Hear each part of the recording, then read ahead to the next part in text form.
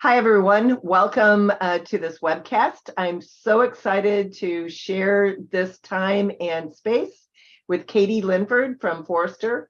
And we are going to talk to you about our thoughts in terms of the survival guide to sales and marketing AI.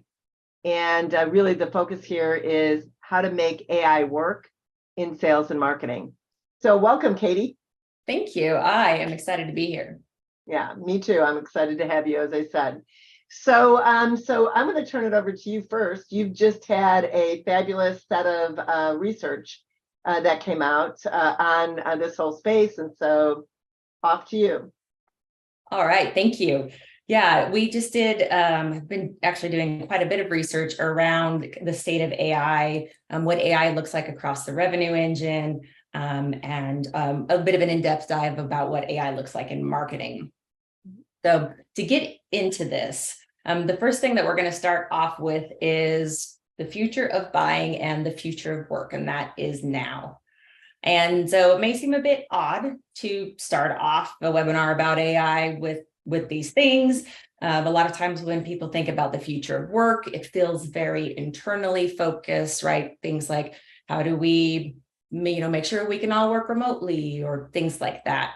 But these are such critical initiatives that aren't running in parallel. They are very interconnected, and they are supported and connected around this concept of being able to sense and then respond to the needs of our diverse audiences in real time.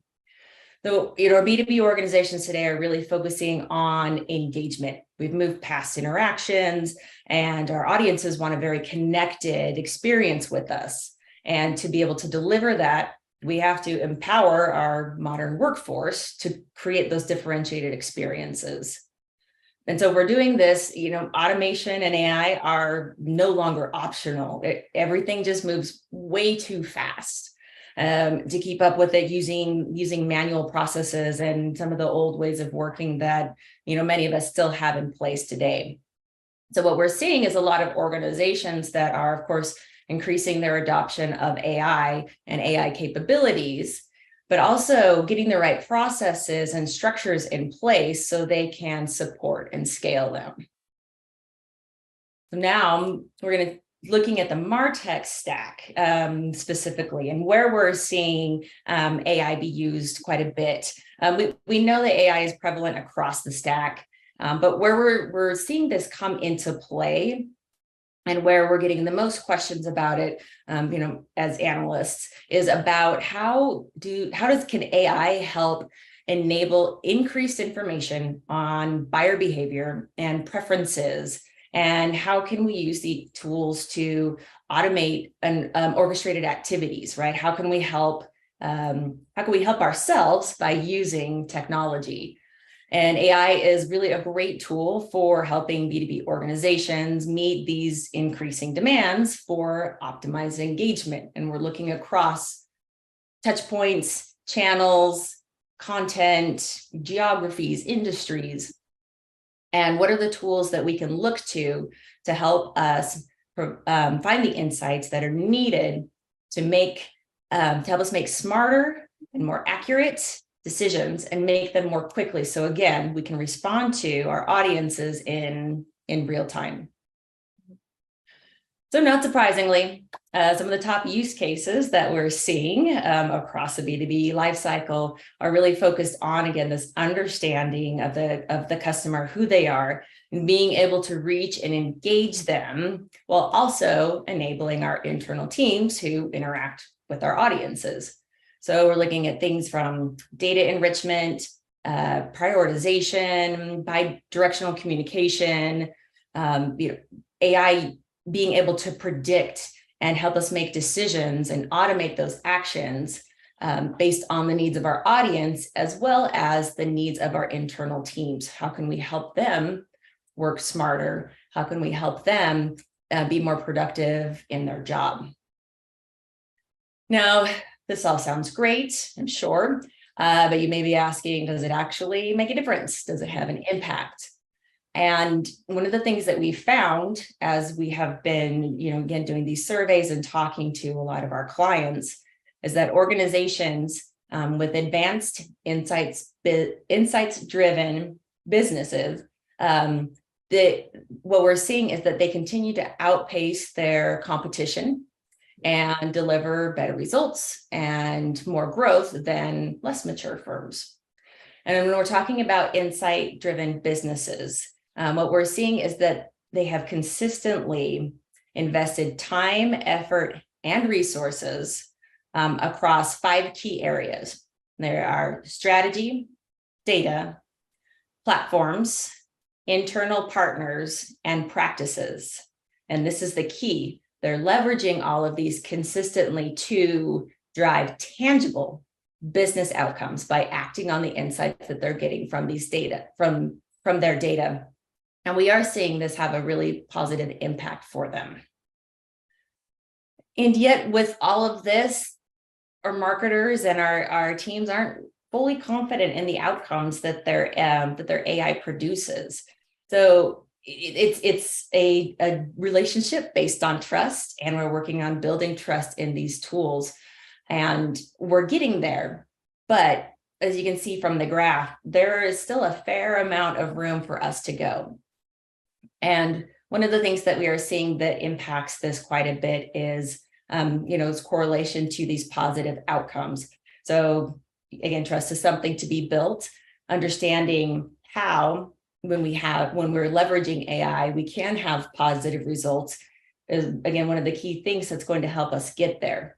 What we often see, though, in our organizations is that we're leveraging AI without really having defined what it is that we want to achieve. Makes it really difficult to understand whether or not we actually made it. So continuing, to work through these are going to help you really understand and build that confidence in your AI, so you can better leverage it to get that understanding of the customer and increase your positive business outcomes. Terrific. So let's get started then on the top survivor or survival guide tips. So the first thing I think that we, it's pretty much without dispute that when it comes to AI, the first thing you've got to do is get your house in order from a data standpoint and get your data AI ready. Thoughts on that, Katie? Yeah, absolutely. AI really cannot be truly effective without quality data, right? AI is a thinking machine, but it needs information, to be trained on, and it needs good information to process. And what we found is that a lot of our B2B organizations do not have data that is AI ready. So going back to the survey that we had earlier, lack of well-curated quality data to train AI systems was the #1 challenge for B2B marketers when using these AI capabilities. And we asked about what the state of this data was, and most of our respondents said it was adequate. And then we had more respondents that said it was poor, over optimized. We only had 15% of respondents that said that the data was optimized. Now, this goes back to that old adage of garbage in, garbage out. If your data isn't in a place to get you the results you need, of course, you're not going to trust the outcomes in AI. You're not going to be able to leverage it. So really, understanding what it is that you need, what data you need, and starting small. A lot of times I talk to clients who just simply get overwhelmed when they think about getting their data AI ready, right? It's big. That can be a large ask. But, starting with use cases, starting with really specific needs, beginning to implement those processes can help really get the ball rolling here. Yeah, in fact, one of the things that we see almost, 100% of the time is that when we get started on AI models from a predictive standpoint, or frankly, in any use case, we always end up cleaning the data first and getting it AI ready, if you will. And then at that point in time, you also know what are the key fields that you want to make sure are in really good shape for your model going forward, right? And so so it could be that technographics are really important or other things like that to drive your model. So so you can get started, if you will, in a small way, and then invest really wisely going forward. But don't forget that the most important thing in B2B, guys, is that frankly, a person's record is nothing if they're not assigned to the right company, right? You've got to have the company right in almost any situation. So make sure you're keeping an eye on regular updates, preferably monthly or quarterly, to your data sets, so that you know who the employer is for each one of those companies. So so again, that's the first step. Second step, Felix, if you can go ahead and move to the next. It's get started with targeting. I think this is the first thing that folks really are focusing their AI superpowers on. And Katie, what are you seeing on this? This has been a really big focus for a lot of our clients, and as you saw, it was the top use case for AI.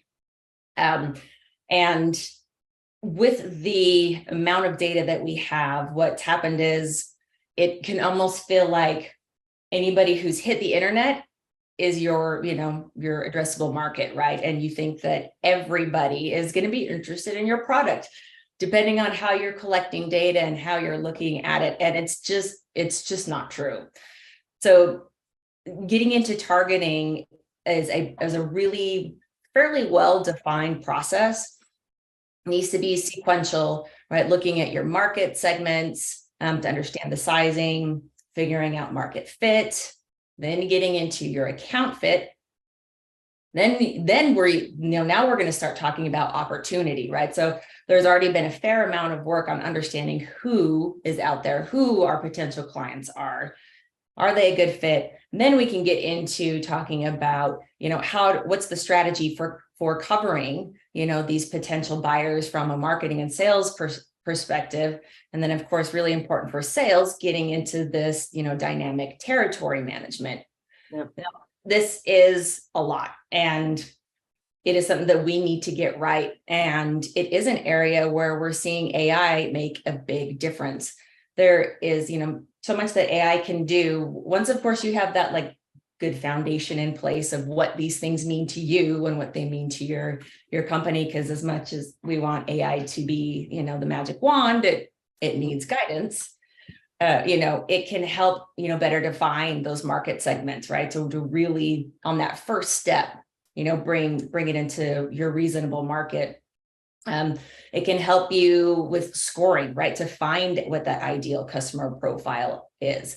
And then I think most importantly, as I said earlier, this being responsive in real time and understanding, who those potential customers are, how are they engaging, and being able to make changes on the fly as you need to based on the information that, these potential buyers are giving us.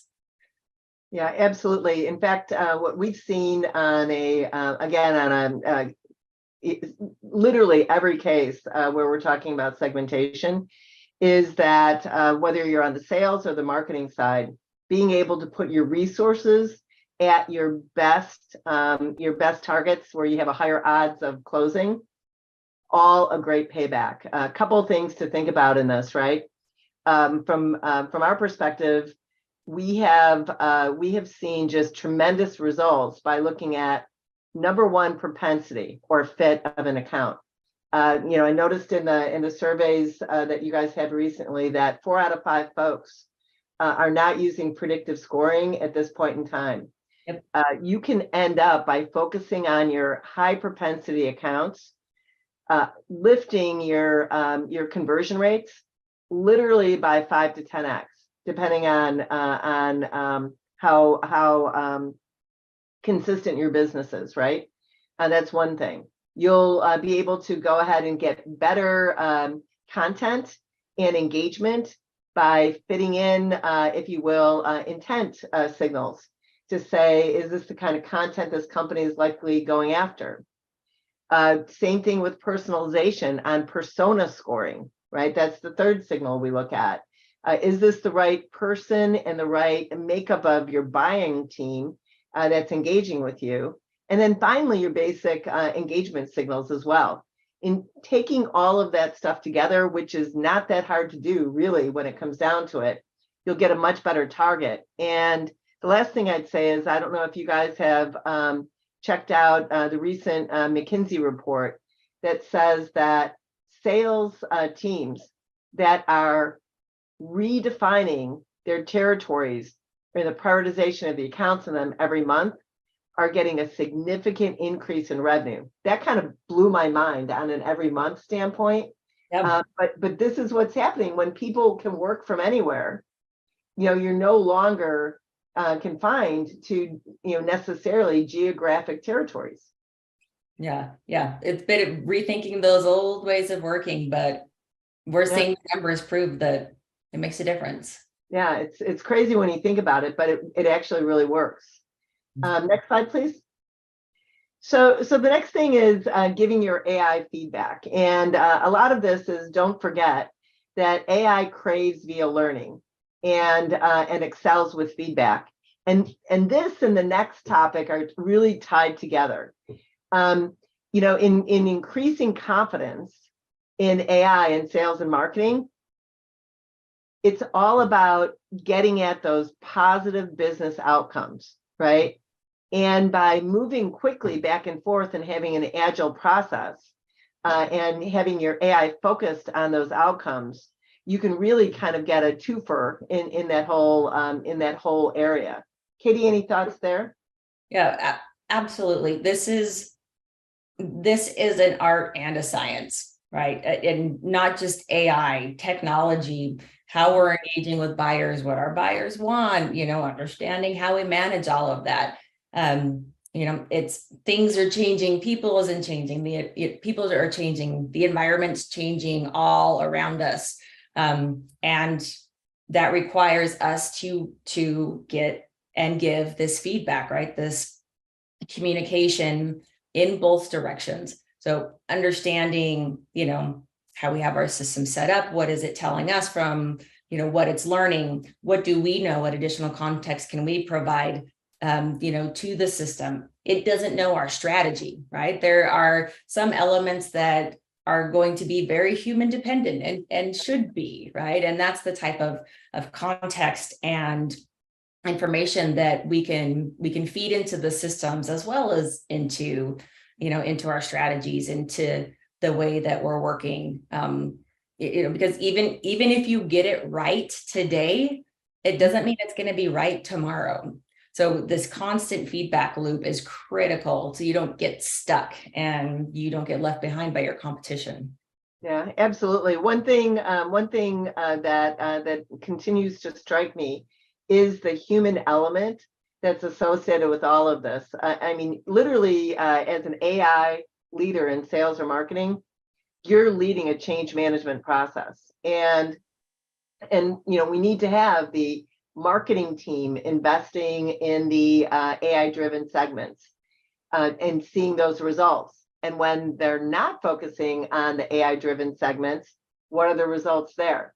Then the marketing teams and campaign teams will make a different decision. Same thing on sales, whether it's on sales development reps looking at which leads or prospects to focus on. If they aren't focusing on the top predicted segments, of course your AI is not going to work in the right way. So like really looking at that back and forth, and then tuning your AI models as you get smarter and smarter with what behavioral change makes sense, what system changes make sense, et cetera. Yeah. Absolutely. And letting the AI do the heavy lifting of the manual stuff, right? Your resources, your people are so valuable, right? Let the AI, let the technology do those automated tasks, do that kind of processing, so you can leverage your teams for the things that only they can provide. Yeah. I mean, one of my favorite books is I know, so old, but it still goes to Moneyball, right? Yep. And that whole notion of, when people are picking, should they be picking? And when it comes to volume segmentation and all of that kind of good stuff in sales and marketing, the targeting and the picking is absolutely, from my perspective, could and should be the purview of AI. Yeah. Now, finally, getting folks on the same page. We were talking about this being a people issue. Again, your survey would say that for the folks who have not started or have gotten started on AI, a good portion of them, right, in terms of what they're facing is that they have challenges across the organization on alignment. Thoughts on that, Katie? Oh yeah, it's probably what I spend the most time talking about with clients, because you can't do anything in the right way and know you're headed in the right direction if you don't have alignment.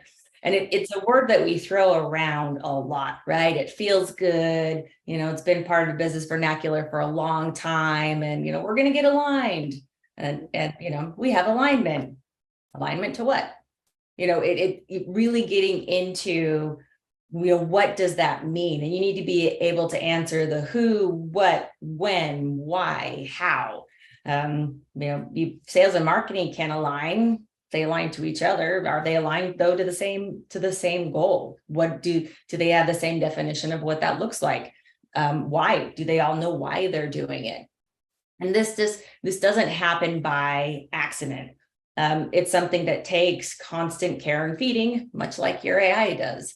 Because again, things change, people change, environments change, goals change, and things can change. And as long as everybody is changing together and understands the change, then we can pivot, and we can pivot quickly, and we can learn from, what was it that inspired the change.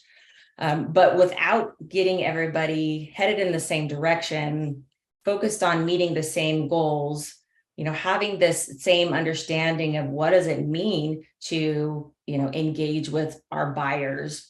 All this, you end with sprawls, you end with silos. It creates a bad experience for your customers. It creates a bad experience for your employees. And it makes everything much more difficult to do right. Yeah, I totally agree. Years ago when at a former company, they invested a lot in something called change acceleration program training, right? A CAP training. Yeah. And so what we were taught in that training was, first thing you do is get a shared vision. And so if you can get a shared vision across your stakeholders, typically sales and marketing, it's a great first step, right? Why is this important? What is everybody trying to do? The second thing that folks shared a lot during this training, and I find to be really helpful, is figure out who are your first heroes. So the first heroes could be that campaign team that suddenly is getting much better results, and they start proselytizing that across the organization. That territory who were able to close business faster and better because they went after all of the high propensity accounts.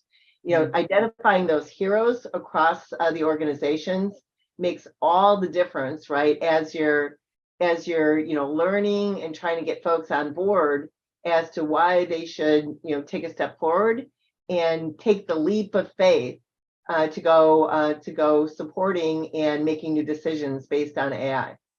Yeah, absolutely. That's, I think, one of the best ways to drive alignment and to drive success for really any change that you're rolling out is that hero, champion, ambassador program, right? That bringing everybody along with you is really powerful. Yeah, totally agreed. So if you would go to the last slide, please. Guys, we're going to go ahead and do an ongoing series that clicks in on each one of these things, right? Of course, the first thing being get your house in order, meaning get your data AI ready.